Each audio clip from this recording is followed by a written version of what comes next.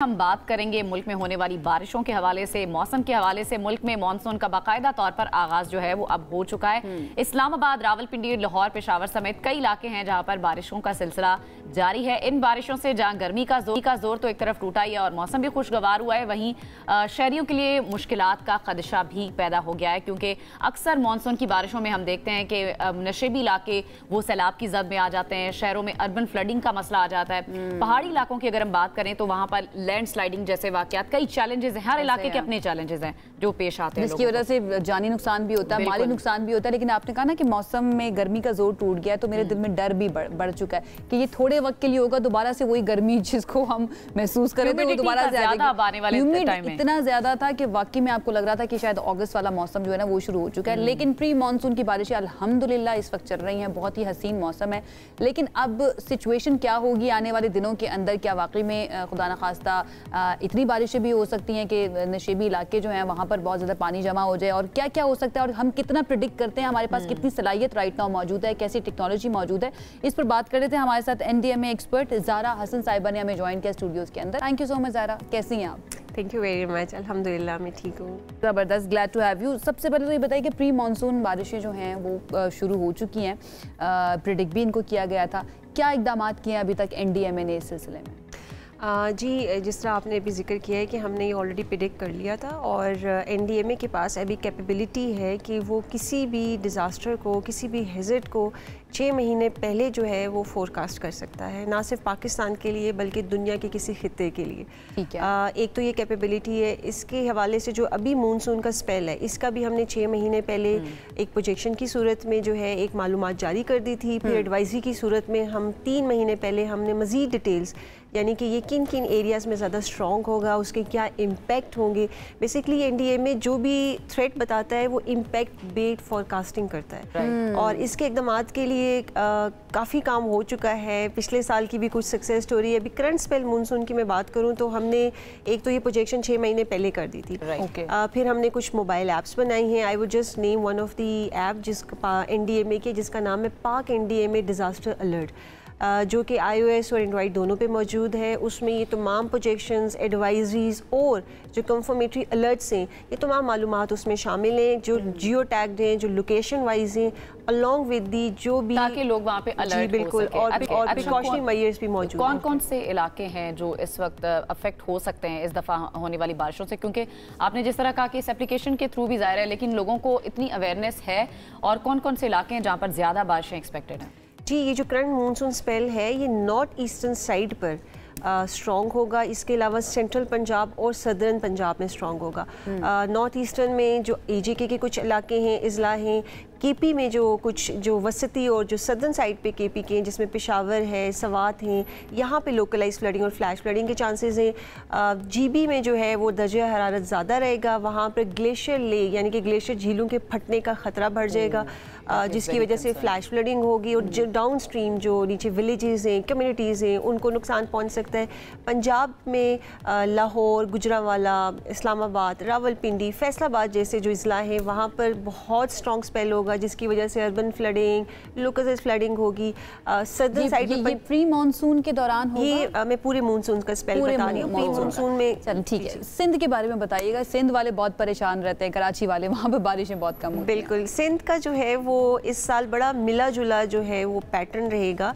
बलाई सिंध में, जिसमें लाड़खाना, सखर और जैकबाबा शामिल है, वहाँ पर जुलाई के एंड में और अगस्त में ज़्यादा बारिशें होंगी, जिसकी वजह से अगेन फ्लडिंग के चांसेस बढ़ जाएंगे। और जो कोस्ट लाइन पे सिटीज़ हैं, जिसमें कराची वालों के लिए भी खुशखबरी है कि वहाँ पे बारिशें होंगी, हैदराबाद और उसके साथ जो बाकी उसके गिरदो नवा के। लेकिन अगेन अनफॉर्चुनेटली जब अच्छा मौसम और बारिशें होती हैं तो साथ साथ हमारे पास जो है फ्लडिंग हो जाती है। कुछ अर्से में तब्दीली इस्लामाबाद के मौसम की अगर हम बात करें तो देखी है, जब अब यहाँ बारिश पहले होती थी हम कहते थे खूबसूरत मौसम है, लेकिन अभी तूफ़ानी बारिशों का सिलसिला जिस तरह से शुरू हुआ, जिस तरह से जो ओले पड़ने और ये जो तूफ़ान के झक्कड़ चलने का सिलसिला शुरू हुआ, ये जो क्लाइमेट चेंज है इसकी वजह से है या फिर इसकी कोई और? जी बिल्कुल, आप बिल्कुल सही कह रही हैं, ये क्लाइमेट चेंज की वजह से ही है। अगर मैं आपको इस साल का जो अरेबियन सी यानी कि जो हमारा जो सी का टेम्परेचर है वो पिछले सालों की निस्बत 1.5 से ज़्यादा है।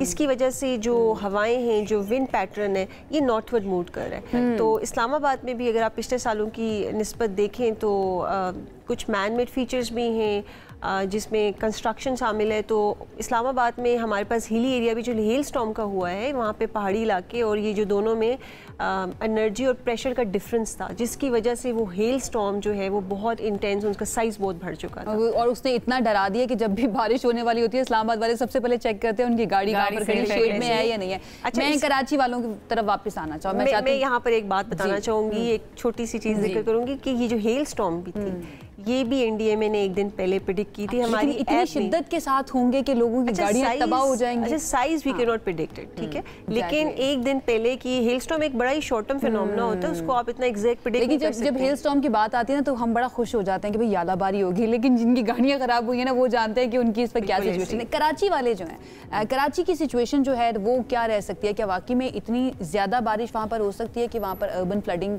का मसला हो जाए? And then again urban flooding होगी तो बारिश को किस तरह से एंजॉय करेंगे? उस एरिया के बारे में जरा मैं जी सर, मैंने पहले भी कहा है कि कराची में बड़ा मिक्स पैटर्न रहेगा।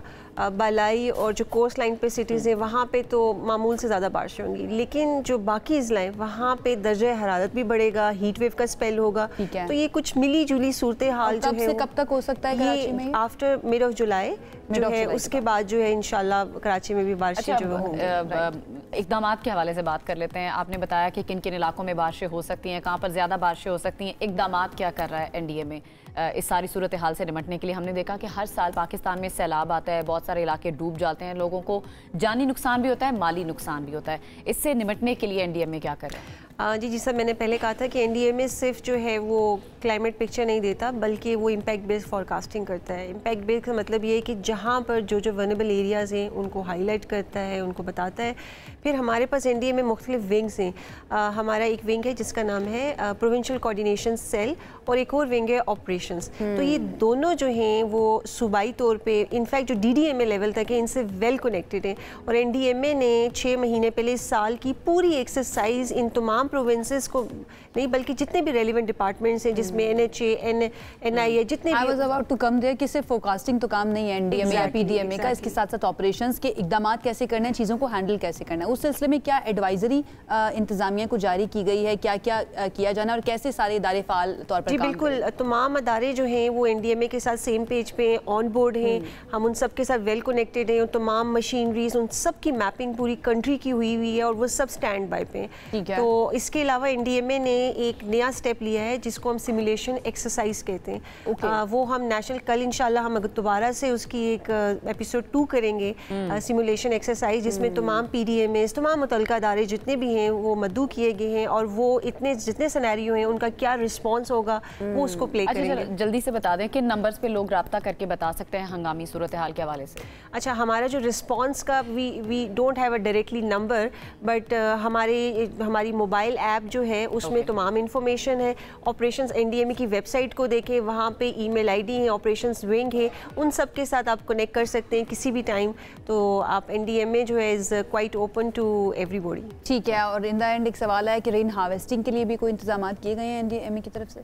एनडीएमए जो है वो जितने भी एग्रीकल्चर डिपार्टमेंट्स हैं उनके साथ भी कनेक्टेड है। हमारा पूरा एक सिंडिकेट है जिसको हम national syndicate on food security कहते हैं। उसमें पूरे पाकिस्तान की एग्रीकल्चर क्लासिफिकेशन हुई है, और उसमें जो मिटिगेशन है, one of the mitigation for the water scarcity and the food security is the rain harvesting. Yes, we do have measures for that. हमने उसके लिए गाइडलाइंस, प्लान्स, वो सब develop. We really have to work on that, क्योंकि आगे कहा जाता है ना, हम सुना करते थे कि अगली जंगें जो है ना वो पानी के ऊपर होंगी, और राइट नाउ पाकिस्तान की जंग इंडस वाटर ट्रीटी के ऊपर हुई है। बहुत शुक्रिया ज़ारा आसिफ साहिबा, thank you so much, and I am really really glad कि पाकिस्तान के अंदर जो मुख्तलिफ हमारे डिपार्टमेंट्स हैं, मुख्तलिफ इदारे हैं, उनके अंदर टेक्नोलॉजी के ऊपर बहुत ज़्यादा काम किया जा रहा है, और हम वहाँ पर स्टैंड करते हैं जहाँ पर इंटरनेशनल इदारे स्टैंड करते हैं।